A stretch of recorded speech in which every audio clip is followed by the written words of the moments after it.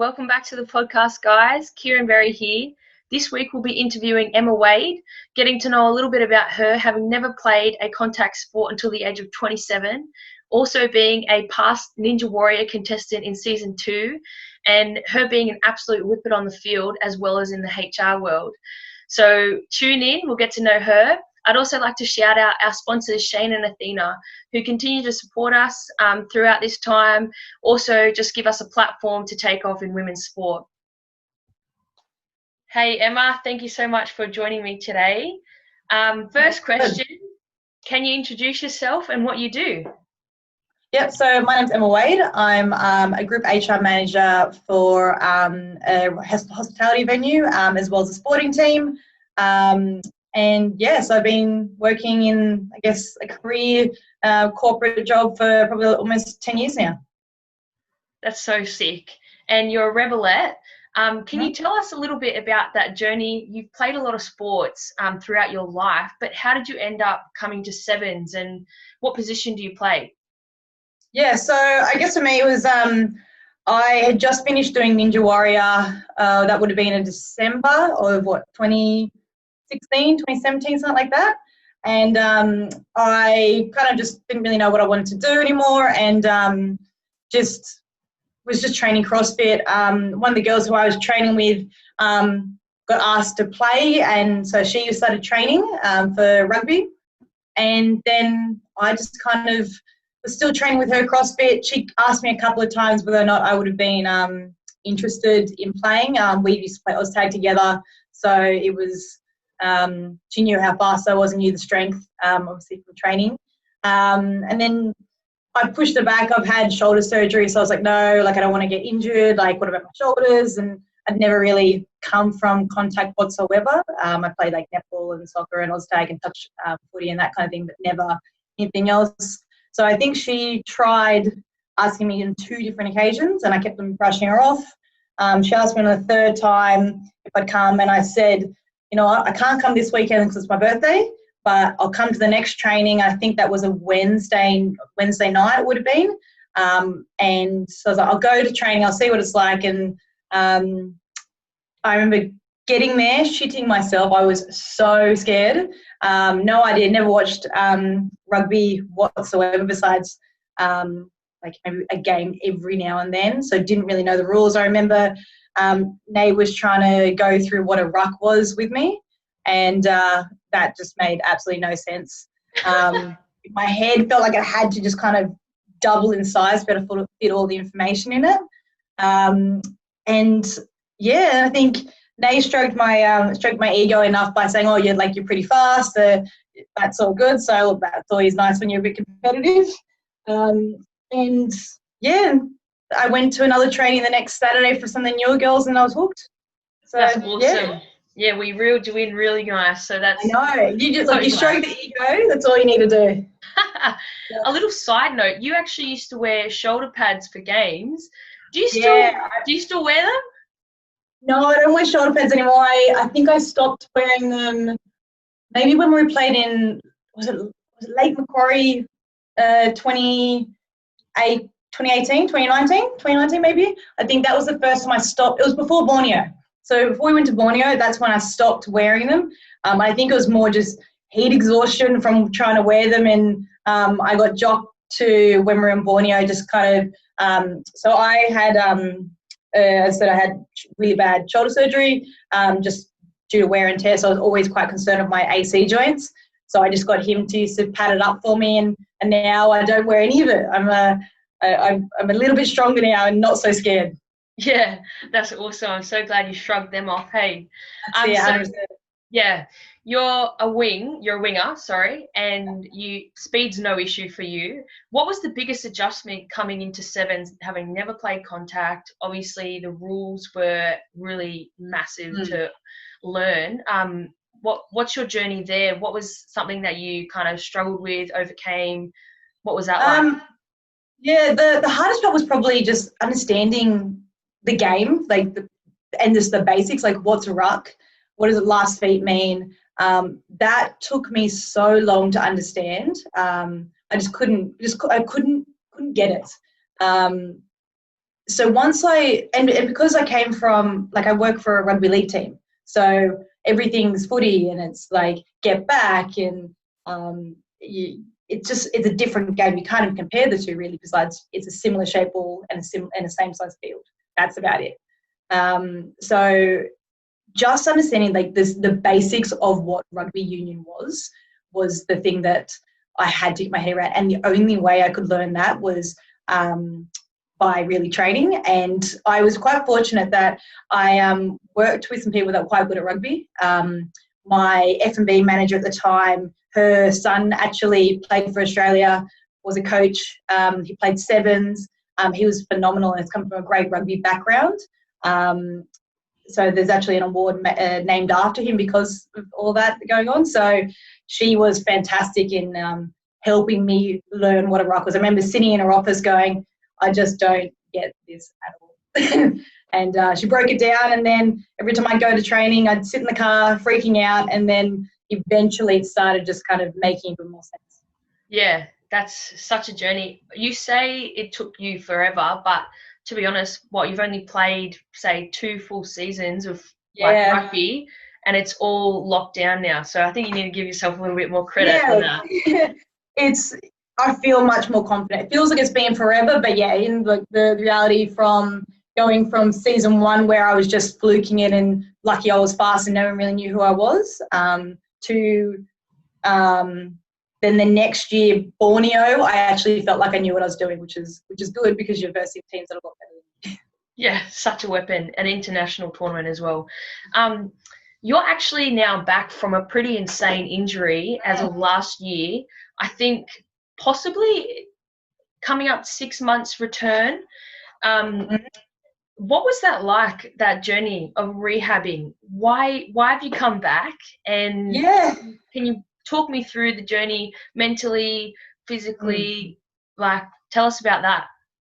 Yeah, look, 2019 for injuries for me was interesting. I think I broke in the end 1, 2, 3, 4, 5 bones through 3 different injuries. So, look, I broke my finger doing a shirt grab. Don't do a shirt grab, properly tackle someone, which is nothing, but it is what it is. But the injuries that really held me back were, so September 17, I broke my second and third metatarsal and sprained my Liz Frank just trying to break through a tackle. It was nothing really bad, and just got tackled from behind, doing my upward hill running, of course. And it was actually Lily Dick that tackled me. So it's not bad having an Australian representative level pull you down and break your foot. But that was hard because it was during Aeons. There was the first tournament. The hardest thing was, for me, I knew I was a lot better than I was the year before, where I got selected for 3 of the tournaments. My goal for this one was to get selected for every single one of them. And then breaking your foot the first tournament on the second day, first game of the second day, you really kind of stitch yourself up. My goal was try to get back for the last tournament. I was working with obviously the Souths physio, plus the Sydney Uni physio, plus my rugby league team's physios also. So I was in pretty good hands. That was really mentally tough because you're so close to being able to play something. I rehabbed, I did everything, but the foot just wasn't ready. I didn't have the confidence that I'd be able to step off. And because I only sprained my Liz Frank, there was a really good risk that I'd actually rupture it completely if I didn't heal it properly. Broken bones are broken bones. They were just hairline fractures, it was nothing. But that was quite hard. So once I guess I got my head around the fact that, hey, like, Aeons is done for you, I accepted it. It was fine. I was like, sweet, well, at least we've got some summer tournaments coming up. I'm really keen to rip in. And then I knew we were having international tournaments lined up for 2020. So I was like, you know what, 2019 done. I had a really good year. Possibly I'll play for 1 more year, and we'll see how that goes. I'm 29 now, so I'm no spring chicken. And look, I've got a career and keep busy with that. So I was like, I can 100% dedicate it 1 more time. And then I think 5 or 6 weeks after coming out of a boot and being all good to go, I then decided to dislocate my ankle. and broke my tib and fib. So basically my ankle just went one way and I went the other way. And that was, the funny thing, is exactly 2 months after breaking my foot. So it was September 17, I broke my foot, and then November 17, I decided to break my leg, basically. So I still remember I was going to go to Bali in January. So I did it playing the Scone tournament. It was our grand final game. Going for a try, got past most of the girls, had a girl chasing me from behind and went for a dive. Well, not for a dive, should have dove, wouldn't have broke my leg then. I went to go and place the ball down in a safe manner, so I didn't drop it. And I just got tackled from behind, and I think the ball still went down. I think the try was still called, which is at least one saving grace. But yeah, so then I feel sorry for everyone that was near me. They got to hear some lovely screams and ear-pitching noises. But look, to be honest, I didn't feel anything. The adrenaline definitely had hit. It was just, I think, the shock of seeing your ankle the other way. I know I said I had Nay and Jen come to the Scone Hospital with me, and I was sobbing. I was like saying, I can't believe I've done it again. It's horrendous. And I'd pretty much hung up the boots that day. Like, I was done. I'm like, I'm never playing again. I can't do it. I can't do it to my family. Like, this is the second time I'm not walking. The first time was hard enough, like never having used crutches before, to not being allowed to walk for 2 weeks, and then finally in a boot, to knowing that you've done a pretty bad injury, so you'll be a lot longer of not walking. So I think that was probably the hardest thing for me, is knowing that my family is going to be impacted again, and knowing that I was going to go to Bali in, I think, when did I go? February, I think it was. So I was really concerned that I wouldn't be able to do that or walk there. So I remember every single doctor I saw, I'm like, I'm meant to be going to Bali in a few months. Am I still going to be able to get there? And they kept on saying, you'll be fine, don't worry about it. But obviously you're not really thinking too strongly there. Everything's just the end of the world. But I guess so I had surgery on my leg. So basically I had a spiral fracture on, I think, the tibia, and then I had an avulsion fracture on my fibula. So on the inside of my ankle, basically I've got one screw from where the ankle dislocated, and on the outside I have a plate and 6 screws. So I had the surgery about 2 days after breaking my leg, and I had, besides Ryan being fantastic and being at the hospital, my family and my mum and all that, just being the best. Chris was messaging me all the time. I had Jen over. I had a lot of issues just with my hip and the heaviness of the cast. I still, at that stage, was, I'm done with footy. I can't do it anymore. I had 6 weeks of not walking. So I had a little scooter that got decked out. I was on crutches. It was probably only when I think it was, so I had 12 weeks of being in a boot. 6 of them not walking, 6 of them walking. It was only when I actually started to be able to do rehab early January that I started thinking maybe I do want to come back. I'm now probably about 6-7 weeks of full running and with everything, with no real issues. And now I'm part of the team, and it's 100% you just want to be amongst it. So I couldn't imagine not doing now. I still got a lot to get my head around with contact again. Obviously that's how I did it, so that's still the mental factor of that. But it's, to be honest, it was harder breaking my foot than it was breaking my leg, I think, because this time I knew I couldn't come back to anything anytime soon. It was July, and then coronavirus hit, and sorry for you girls, you guys couldn't play, but this kind of played in right to my hands of a July start, and they said I wouldn't be able to play until June or July, so it was cheering. Yeah. Exactly. So yeah, it's been tough, but I think the main thing is you got to stay positive. Like, I always worked on having a strong upper body during that. So I still trained every single day. I had to take 2 weeks off training when I had the surgery, just because I couldn't get the cast wet. But then as soon as I got the cast off on Friday at 10 a.m. and then by 4 p.m. that afternoon I was back at the gym. So you just in. Yeah, that's, to be honest, you were quite inspirational throughout that whole journey. I don't think I've have ever seen someone with so much drive to get back. And you're back now, and we had training this morning, and man, you are quick. You have not lost speed. So it's been good. And your journey as well, working on your upper body, and you've actually smashed heaps of goals in like amongst that. So phenomenal to see. Really, really awesome. My next question is so you started playing footy at 27. You're still fresh to it. You work full time in HR. Man, what drives you to play a like somewhat semi-professional sport? Like what's the drive there? What's your day look like? Look, I think for me, with anything, I don't half-ass anything. If I'm doing it, I'm doing it 100%. That's like with my career. If I'm going to do it, I may as well do it at the best I can. I've got a twin brother, so I'm competitive with anything. That's just, I guess, how I was brought up. I wanted to beat him. But I guess, drive-wise, it's just, well, if I can't do stuff, because I can't walk, I may as well get good at upper body. But for me, my day is pretty routine. I wake up. Look, it's a bit different now because of coronavirus. I still go to the office at the moment, but I don't need to be there as early just because traffic's not bad. But look, normally it's waking up at 5 a.m. I'll start training 5:30. I'll train for about an hour. So I'm pretty fortunate that Ryan and I have a pretty good home gym set up in our garage. So we've got barbell each. We've got heaps of weights. We've got benches. We've got an assault bike. We've got dumbbells, kettlebells.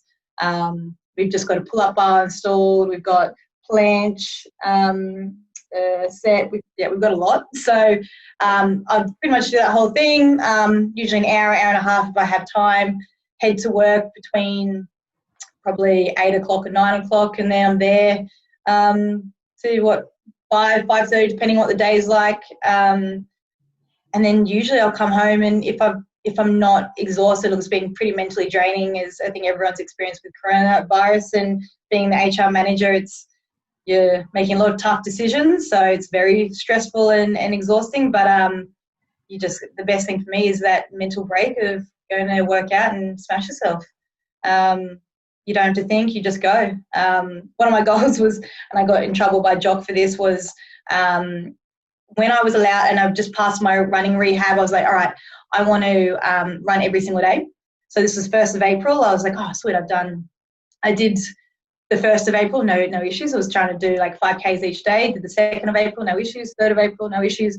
Got to the 10th of April, and I remember and this is running on road, and I'm not conditioned for that either. My legs started hurting where the plate was, and I was like, oh, Jock, like it's hurting a bit. He's like, oh, well, how often are you running? I'm like, do I lie to him? Do I say only twice, or do I say I'll just run 10 times in a row, and I've only just finished my return to running program? So I decided to tell him the truth, and he said that I'm only allowed to run now twice a week. Has to be wearing appropriate shoes. So I bartered with him because I still wanted to try and get a run in every day for that month, because that was the goal that I tried to set for myself. So I was like, okay, well, how about if I wear appropriate shoes and I just run up the road, like it's only maybe like 500 metres up the road and back, then that counts as a run. He allowed me to do that if I stuck with that. So that was, again, that is crack up. You and bending rules, that's massive. You mentioned before that you actually cracked AONs 2018 and 19. Congratulations. Was that always a goal for you? How did you get there, and what was it like? Can you kind of put me in the room at training? What was the squad like? How was traveling with work as well? What was that journey like? Look, I guess 2018, it was very interesting. I did quite well for someone that had no experience with footy, and just being that raw speed really for just your regular season. And no one knew who I was, so I didn't necessarily know, well, if you just kind of mark up whether she doesn't really know too much other stuff yet, so you're pretty good. But I remember Chris saying with Sydney Uni that the girls and trials are on this day, you should go. And I messaged him and saying, look, do you think it's worth it? Like, I love training, and I'll train for no reason just because I enjoy training. But like, I don't want to go there and completely waste my time, nor waste the coach's time or anything like that. He's like, no, look, I think you should go and give it a crack. So So I did, and look, it was I forgot to take joggers, so I did the Bronco in barefoot because I was inside, and we weren't allowed to wear our boots, so that was always interesting.